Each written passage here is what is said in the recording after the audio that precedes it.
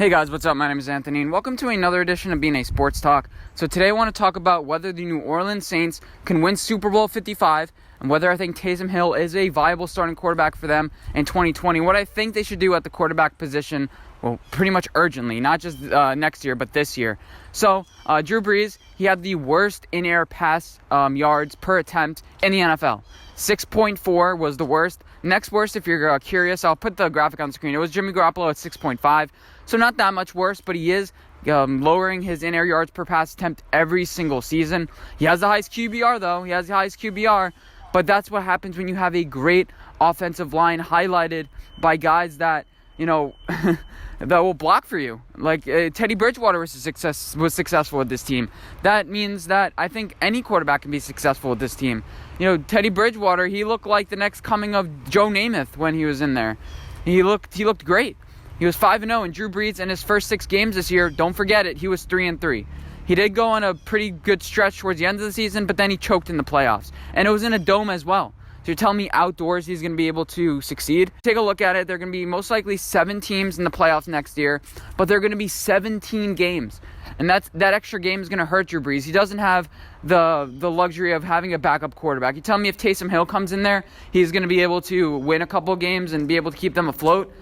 Maybe with that 7th wild card, if they don't win the division, they can eke in. But I'm not sure. Drew Brees, I think, is going to fade towards the end of the season. And if you take a look at it, the team that a lot of people are comparing them to is the 2015 Broncos. And I don't think the Saints' defense is as good as the 2015 Broncos. I really don't. That was a historically led defense with guys like, rookie, I think at the time, Chris Harris Jr. You had Aqib Talib. You had Shelby Harris, Von Miller, and a bunch of other guys that just carried the team. With Peyton Manning had like a 20 QBR, and they led them to the Super Bowl to win against the Carolina Panthers.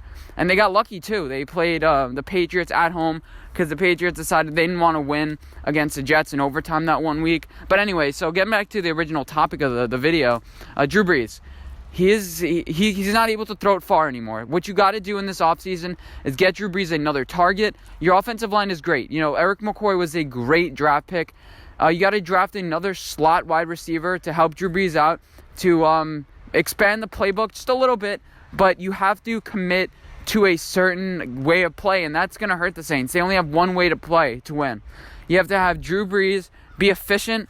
You have to have him have 75% completion, and you have to have this defense play really, really well going down the stretch. The NFC is going to be open next year. You take a look at it, what team is going to be great? You have the 49ers with cap problems. You're not sure what they're going to do. Then you also have the Rams. It's like, yeah, they also have cap problems.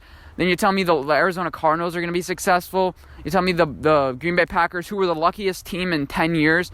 Literally, they're the luckiest team in 10 years as far as stats goes. They're going to make it. The Vikings, again, in cap hell.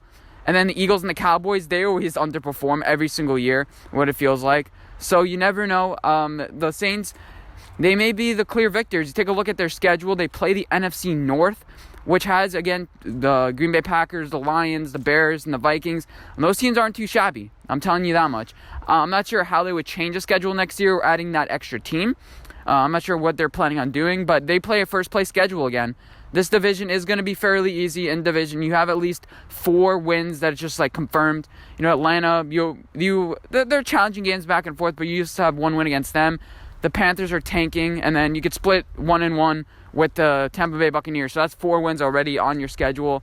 So the Saints, they're in an interesting position. They have Taysom Hill right now as a backup quarterback on their team, and he's not a backup quarterback. He's not a starting quarterback, sorry. He's a backup quarterback.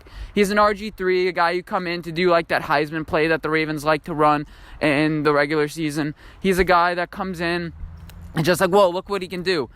Because a lot of teams don't prepare for that. When you're playing in the playoffs, I guess teams somewhat prepare for it, but week to week, it's just like, yeah, we never really seen a guy like this, and that's why he's successful. He's successful being unpredictable because he's not that fast, and it's just like you don't know what he's going to do because you're not used to playing him. Once you get used to playing him, and we've seen with Atlanta and with Carolina, you're able to neutralize him because it's like, yeah, I've seen this gimmick every single year, right? I know what he's going to do.